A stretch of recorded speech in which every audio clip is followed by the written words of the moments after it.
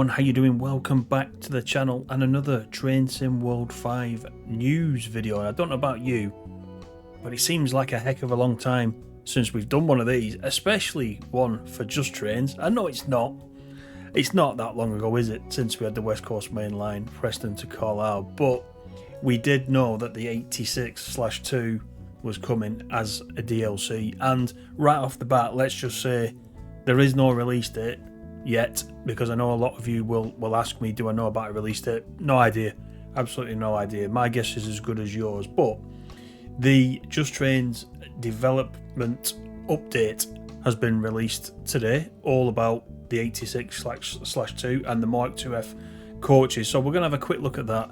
We're going to have a look at the new screenshots, because today's update is really about the cab, mainly about the driver's cab and the differences between the class 86/2 and the class 87/0, which we've got now in the game, which I'm sure you agree actually is very good. I hope you guys have all been enjoying playing that if you own the West Coast Main Line, Preston to Carlisle.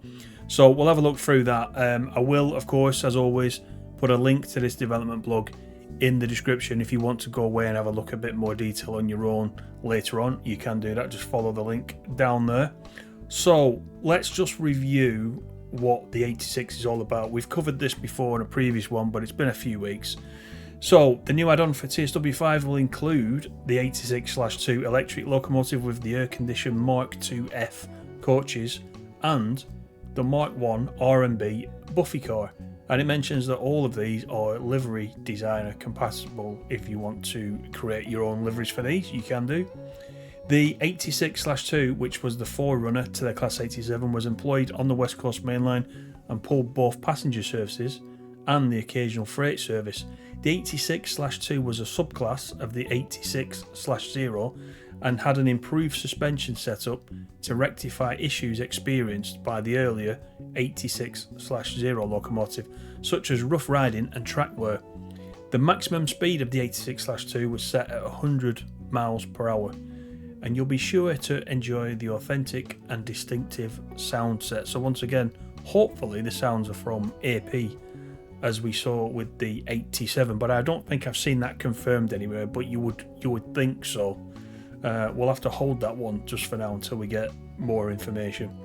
So the Class 86/2 will feature accurate modelling inside and out, with access to the machine room, with some of the controls in that area being operational, as we've seen with the 87.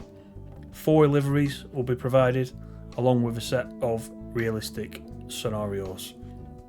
And as well, what this is going to do, of course, is build up an already busy route with even more traffic, hopefully. So again, it's early days, it sounds like. We'll get more information on that as time progresses. But as well as air conditioning, the Mark IIF coaches feature the much more modern looking rectangular windows compared to the older square type with sliding ventilation sections at the top. The Mark IIF coaches also have a considerably more modern interior than the older wooden interior. The Just Trains Class 86/2, coupled with the Mark IIF coaches and the Mark I R&B Buff car, will give you a powerful combination to drive and enjoy. So that is the general blurb about the 86. Then today's update, as you can see, 14th of January 2025. As I mentioned, this is about the cab creation, and it mentions that excellent progress is being made on the 86/2, and this development update covers the internal areas and in particular the differences between the 87 and the Class 86/2 cabs. General consensus is that the 86 and 87 are basically the same, and although that is not untrue in some areas, as normal, the devil is in the detail, and we will let the lovely, we think, images do the talking. But for those who want more details, here they are. So we'll go through the details and we will look at the screenshots. They are very similar, aren't they? They're very similar to look at. I don't know whether it'll be a different driving experience.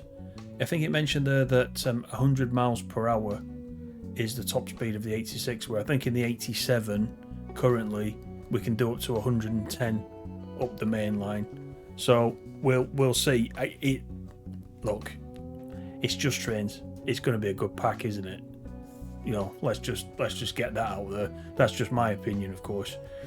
But if we think about the cab areas, one of the most distinctive ways to recognise this over the 87 is that the 86 has got the 3 windows in the windscreen that you can see there, whereas the 87 has just got 2 glass panes in the front of the windscreen. That's how you could instantly tell the difference without reading the numbers, etc., because the body themselves are very, very similar.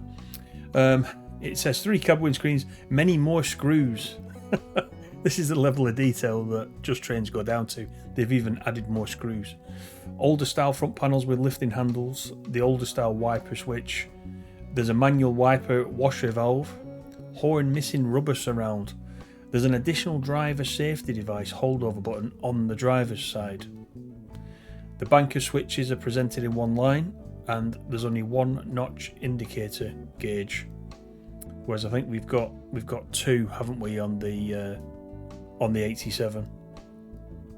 The vacuum brake pipe and chamber dual gauge. These are all the differences. The wiper motors have manual wiper handles, smaller driver and second man windscreen blinds. You see, you wouldn't, unless you knew these locomotives inside out, you probably wouldn't know all this stuff. You wouldn't think that one of the differences will be the windscreen blinds. This is the level of detail that the team are going down to, which, you know, is really appreciated. We've got a max speed 100 miles per hour sticker, no parking brake operation panel, and double armed wipers. Then mid cab, which is the area between the cab and the bulkhead, we've got smaller partitions, missing vents on the partition ends, and then in the bulkhead areas themselves, we've got a window in the bulkhead door, visible protection of line clips, electric shock poster which has been moved to the right hand side, handbrake wheel, altered top equipment area, fire bell moved down from the top equipment area, and which is now next to the door. And we've got 2 types of heating rings, small in cab 1 and large in cab 2. So there are all the changes. There's quite a list. There is quite a list of changes there. Now, whether you'll spot all those, unless you're looking for them in particular, is a different thing. But like I said, I'm very appreciative of the fact that they are going to replicate the 86 exactly how it is. And you know, although some of you may think, you know, there isn't much difference, why would I buy this pack? There isn't much difference. It's about the authenticity, isn't it? And it's about what you would see running up and down the West Coast Main Line, this section of the West Coast Main Line, certainly at that time period. But we do have some screenshots, as I said, and we'll just bring those up now and we can have a look. So we got some very detailed images, very high-res images of the desktop. Once again, we're at Preston here. We're at the south end of Preston Station. This is platform 7 behind me in this picture. But you can see the differences. The red tape, I believe that's different. I'm just trying to remember now what colour the tape is in the 87. It's not red. That particularly stands out to me. So that's even new there for gripping the handle. There's a lot of nice weathering on this as well. It looks like we've got a few more screws there as well. Possibly. And then we can see towards the rear as well. We've got the we've got the handbrake there. You can't miss that, can you? And then we can obviously see through into the room at the back. There's the clips, the track circuit clips that was mentioned in the description. So it does look slightly different around the back here. Another view of the front of the cab, albeit from a stepped back kind of angle. And then I believe this one is the final one, looking across from the second man seat. So yeah, there are the switches that are now presented all in one row rather than a couple of rows. Also talked about the dial there as well. We've got 2 of those dials in the 87, but only 1 in the 86. So what do you guys think? We'll just play these, shall we? Should play as a slideshow as we're talking, as we're going through the last part of the video. Again, I would like to be able to tell you when this is available, but we don't know. There is a roadmap this evening. I very much doubt that any release dates will be covered for this. I think actually I've just had a quick look at the graphic for the roadmap which has been released, and it is in the upcoming section, the big list on the right hand side of the roadmap graphic.